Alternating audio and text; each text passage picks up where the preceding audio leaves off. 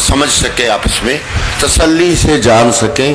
इस महत्वजनक गीता के बारे में मैं आपको अंतिम कुछ अपनी ओर से कहूंगा। अब तो मैं शास्त्रों की बात इन विद्वानों के सामने, आज महापुरुषों के सामने कह रहा हूं, विचार रहा हूं कि ये बात कहां तक ठीक है।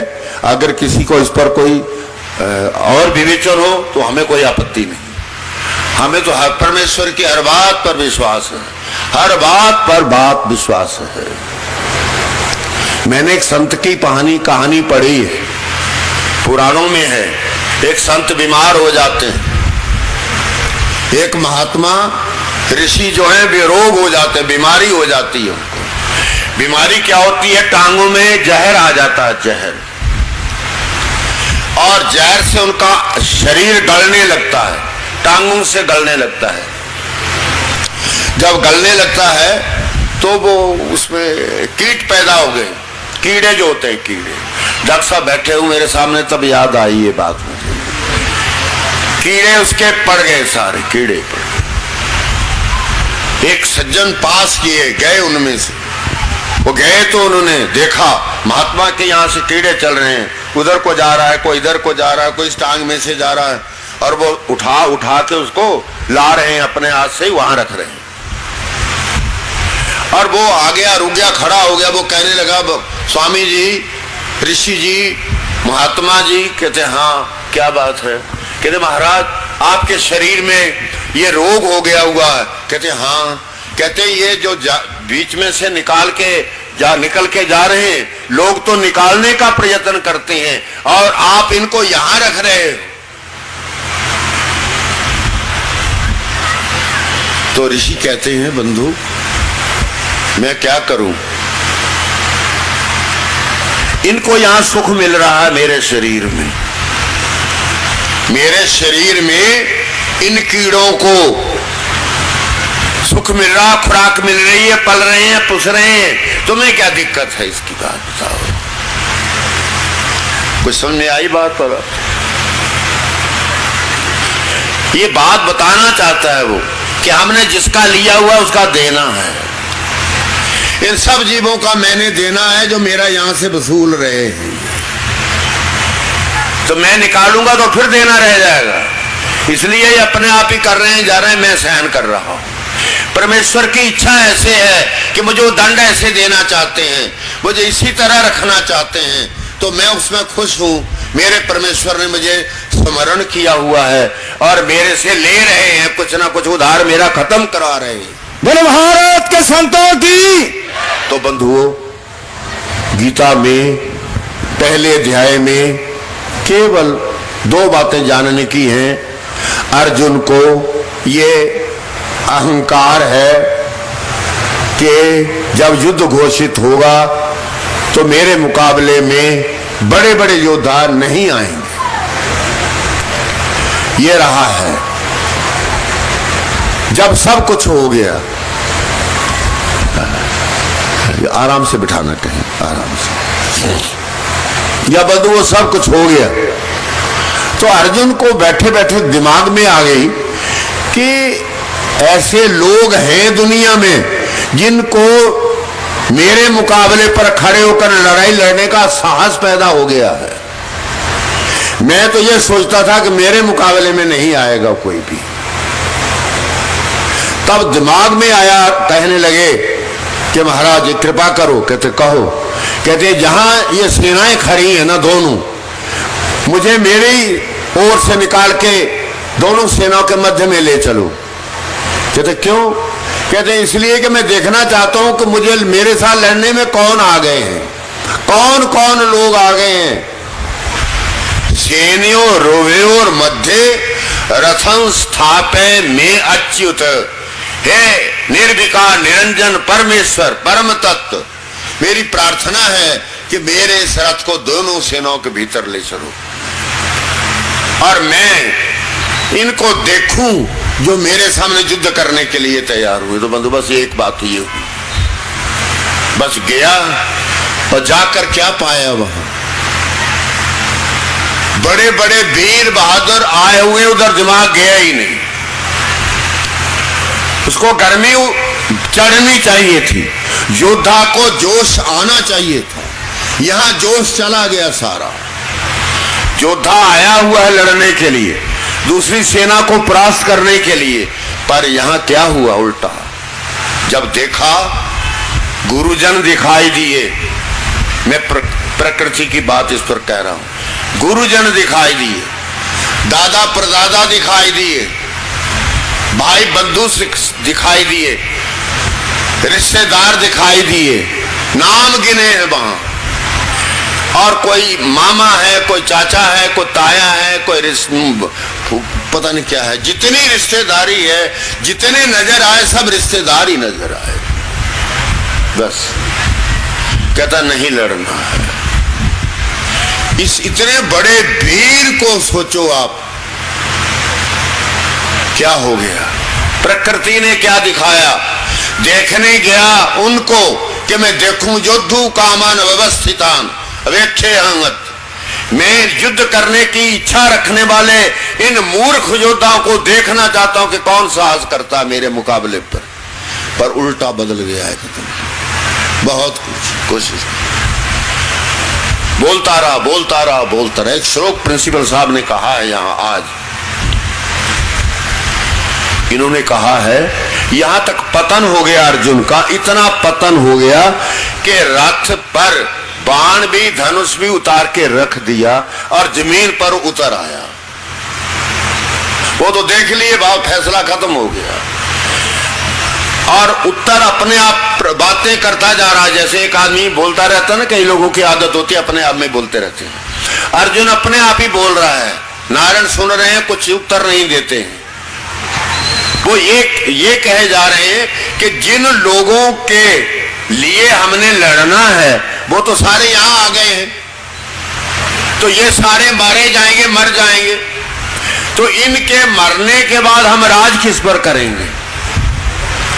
राज वाली तो प्रजा ही नहीं रहेगी, नारायण नहीं रहेगी, इसलिए मैंने नहीं लड़ना।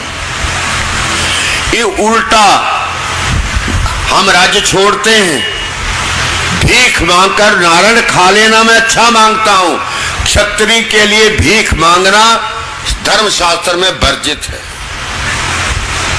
भीख दो व्यक्तियों को मांगने का अधिकार है, एक अभावग्रस्त हो, कोई पूरी तरह निर्धन हो जाए, उसको अधिकार दिया हुआ धर्मशास्त्र ने, और एक साधु को भिक्षा करने का हक है कि भिक्षा करे वो तो काम करे।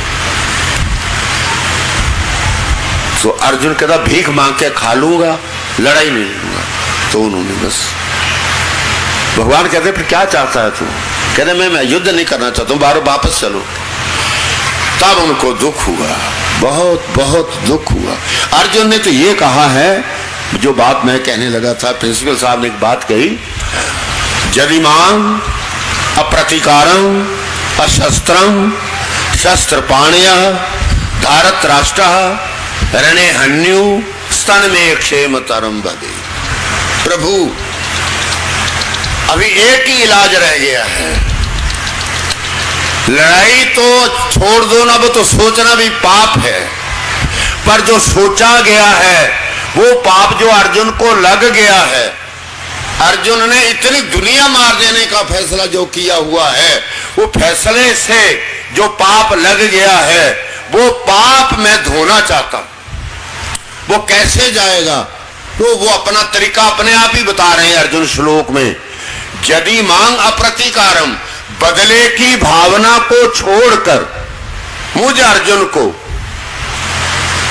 और अशस्त्रम, ये हथियार मैंने ऊपर रख दिए आपके पास, कहते ठीक है, और ये जो धारत राष्ट्र धृतराष्ट्र के पक्ष में आए हुए योद्धा, बाद धृतराष्ट्र के पुत्र दुर्योधन आदि, ये सारे के सारे इकट्ठे होकर अपने हथियार लेकर आए और मेरे ऊपर आक्रमण करें और मैं निहत्था रहूं, कोई हथियार ना चलाऊं, कोई बदला ना लेना चाहूं, ऐसा खड़ा रहूं और मेरा रोम रोम उड़ा दे, फिर मेरी मृत्यु हो जाए नारायण, तब मुझे लगता है कि मेरा सोचा हुआ पाप जा सकता है। ये है गीता की बात, प्रथम अध्याय में ये बात हुई है। दूसरी में नारायण ने एक बात कही, बस ज्यादा नहीं कहूं, तो वो उधर से 8 घंटा मंजूर है, कहते तो 30 मिनट बोल ले। एक कही उन्होंने, कलैव्यम मा समगमय पार्थ न एतत्त्वयि उपपद्यते क्षुद्रम हृदय दौर्बल्यम त्यक्त्वा उत्तिष्ठ परंतप। कहते मूर्ख, मैंने तो ये समझा था कि तू बहुत बड़ा दुनिया का माना हुआ योद्धा है और इसीलिए मैंने तेरा रथांगना कबूल किया था, पर मुझे पता नहीं था पर्वत जैसे इस आकार में चूहे जितना दिल है। कहता है मुझे नहीं था पता, मैं धोखे में आ गया तेरे। तो मैं तुझे फिर कहता हूं, कहते कलैव्यम मा समगम पर, अर्जुन ये हिजड़ापन छोड़ दे, ये नपुंसकता त्याग दे। ये कहां से ले आया तू? कहते न एतत्त्वयि उपपद्यते, तेरे जैसे योद्धा, पर्वत जैसे आकार वाले योद्धा के हृदय शरीर में ये इतनी दुर्बलता है, मुझे दुख हुआ। और तू खड़ा हो, समझदारी से खड़ा हो। कहते हैं उत्तिष्ठ परंतप, तूने बड़े तप किए हैं। अर्जुन ने एक बार, महाभारत कहता है, एक बार एक शक्ति हासिल करने के लिए, इसी युद्ध के लिए, इसी युद्ध की जीत के लिए, शक्ति हासिल करने के लिए 1 वर्ष भर एक पांव के बल पर खड़े होकर तप करके वो शक्ति इंद्र से प्राप्त की थी। ये वो आदमी है, उसको कहते हैं हे परंतपरे, इतने ऊंची तपस्या करने वाले योद्धा अर्जुन, मैं तुम्हें राय देता हूं कि तुम उठो, लड़ो।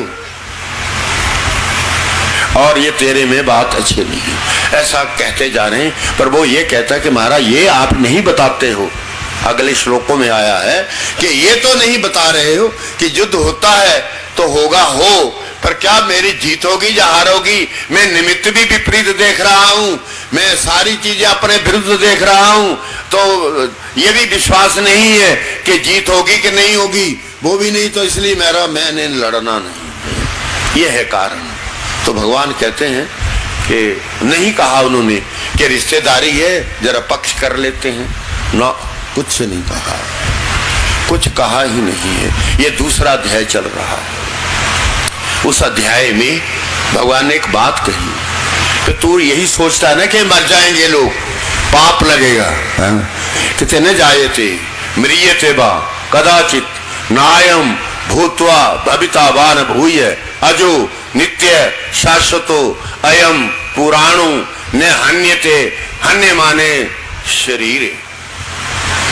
अर्जुन मेरी बात समझ, कहते सृष्टि में आज तक कोई मरा नहीं है और कोई जन्मा नहीं है। न जायते म्रियते बा कदाचित अयम, अयम मैंने ये जीवात्मा जो है कभी मरा नहीं है, ना कभी जन्मा है। कहते हैं ये शायद आपको अटपटी लगे, पर कोई बात नहीं, छोड़ जाना इसको, यही हम आगे जो कुछ बात कह लेंगे। ये ब्रह्म ज्ञान की बात है कि जीवात्मा जन्मता नहीं है, मरता नहीं है, ये जीव जीवात्मा ही रहता है, इसको शरीर देते हैं। वो अगले श्लोक में मैं साफ कर दूंगा। तो वो कह रहे हैं कि ना ये जन्मता है ना मरता है, और भविता बान भूय, पहले हुआ था और आगे होगा। कहते ये भी नहीं हुआ है, कभी हुआ ही नहीं, ऐसे कहते हैं।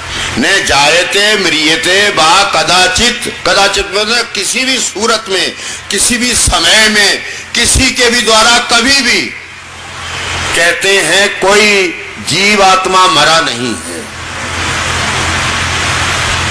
नायम भूता भविता भान भूया, ये